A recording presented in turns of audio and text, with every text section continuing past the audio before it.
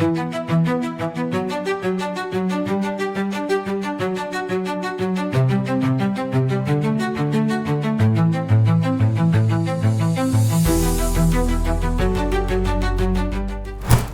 kedatangan Megawati Hangestri Pertiwi ke Liga Voli Turki langsung menjadi buah bibir di kalangan pencinta bola voli. Opposite berhijab asal Indonesia yang 2 musim terakhir menjadi mesin poin andalan Daejeon Jungkwanjang Red Sparks di Liga Voli Korea ini resmi menandatangani kontrak dengan klub Manisa Büyükşehir Belediyespor Kulübü Manisa BBSK.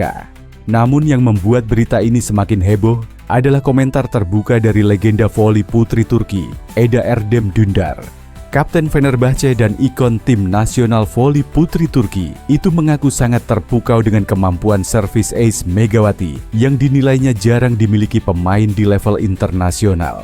So, mau tahu info berita menarik lainnya? Simak terus video ini. Mari kita bahas.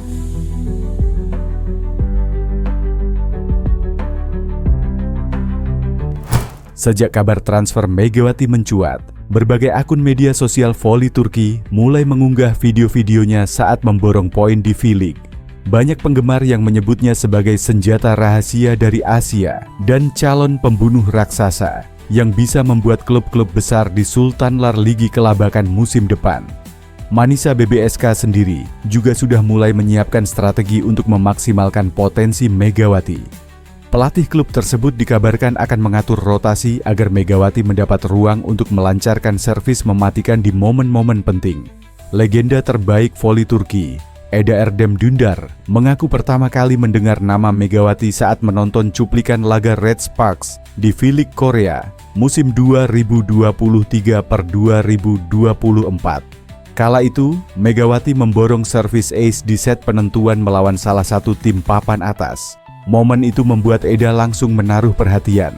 Waktu itu saya pikir, siapa pemain Asia yang berani melakukan servis seperti itu di momen krusial?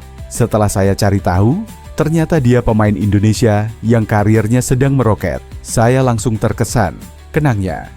Menurut Eda, kemampuan menghasilkan poin langsung dari servis adalah senjata strategis yang sangat berharga di voli modern. Bukan hanya merusak pola serangan lawan, tapi juga membangun momentum dan mempengaruhi mental mereka. Bergabungnya Megawati ke Manisa BBSK, yang saat ini bermain di kasta kedua Liga Voli Turki, dinilai Eda sebagai transfer cerdas yang bisa mengubah peta persaingan. Ia optimis, klub tersebut bisa menembus Sultanlar Ligi, Liga Voli Putri paling bergengsi di Turki, hanya dalam 1 musim. Dengan kualitas servis dan serangan Megawati, Manisa punya peluang besar untuk naik kasta. Tapi tentu saja, keberhasilan ini bergantung pada chemistry tim dan dukungan penuh dari manajemen. Jika semua berjalan baik, saya rasa musim depan kita bisa melihat Megawati bermain di level tertinggi, ujar Eda. Bagi Megawati, bermain di Turki bukan hanya tantangan baru, tapi juga peluang untuk menguji kemampuannya di salah satu liga terkuat dunia. Di sisi lain, Timnas Putri Indonesia gagal comeback dalam laga keempat Pool A kejuaraan dunia voli U21 FIVB saat melawan Serbia, Senin, 11 Agustus 2025.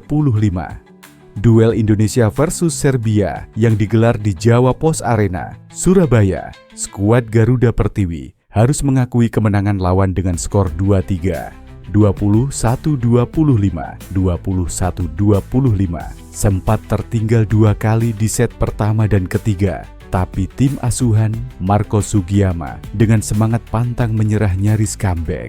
Kekalahan ini begitu memilukan bagi Indonesia karena peluang untuk lolos ke 16 besar menjadi sangat kecil. Ini jadi kekalahan 3-2 yang dialami Timnas Putri Indonesia setelah sebelumnya juga mendapat hasil yang sama saat melawan Puerto Rico pada Sabtu, 9 Agustus lalu. Dengan kekalahan ini, Indonesia saat ini mengoleksi 5 poin dan menempati posisi kelima. Sementara Serbia kini di posisi ketiga juga dengan 5 poin. Indonesia wajib menang di laga terakhir saat melawan Argentina, namun juga masih harus menunggu di laga lain. Di laga terakhir Serbia akan melawan Kanada, sedangkan Puerto Rico melawan Vietnam. Terlepas dari kekalahan ini, penampilan yang ditunjukkan Timnas Putri U21 Indonesia layak diapresiasi. Mereka menunjukkan perlawanan dan membuat voli mania terus menghela nafas sepanjang laga. Timnas Voli U21 Indonesia yang diasuh Marcos Sugiyama menampilkan Junaida Santi dan Pascalina Mahuze sebagai juru pukul. Meski Junaida Santi dan Pascalina Mahuze memimpin serangan, absennya Kadek Diva akibat cedera membuat komposisi tim berubah. Sri Kandi Muda Indonesia masih ditinggal Kadek Diva yang mengalami cedera di pertandingan terakhir melawan Kanada pada Sabtu, 9 Agustus lalu. Posisi Kadek digantikan Shelomita dan beberapa kali Gendis juga ikut mengisi pos outside hitter. Di posisi libero yang biasanya diisi Retno, kini digantikan Zahwa. Retno bermain sebagai pemain spesialis defense. Pertandingan berlangsung ketat sejak set pertama, dengan Indonesia sempat unggul 9-8, namun kemudian tertinggal 10-14. Skor sempat imbang, 19-39, tetapi kesalahan serangan dan servis ace membawa Serbia unggul hingga menutup set pertama 21-15. Di set kedua, laga kembali berjalan ketat sejak awal. Poin berbalas poin tak terelakkan. Indonesia dan Serbia berbagi poin 9-9 dan ketika memasuki pertengahan set juga kembali sama kuai 16-16. Memasuki fase akhir, Serbia lebih dulu mendapat set poin di angka 22-24. Namun tim yang dikapteni setter Afra Hasna ini berhasil menyamakan poin menjadi 24-24 dan bahkan berbalik mendapat set poin. Set kedua akhirnya berhasil dimenangkan. Timnas Voli Putri U21 Indonesia dengan skor 27-25. Set ketiga jauh lebih menarik lagi. Indonesia tertinggal cukup jauh, namun bisa mengejar ketertinggalan. Setelah skor 8-9, Indonesia kehilangan momentum dan tertinggal cukup jauh menjadi 9-14. Sampai fase akhir, Indonesia masih tertinggal 6 poin dalam kedudukan 15-21. Namun, tim asuhan Marcos Sugiyama tak membiarkan Serbia menang dengan mudah di set ketiga ini. Pascalina Mahuze DKK memberikan perlawanan ketat di akhir set ketiga.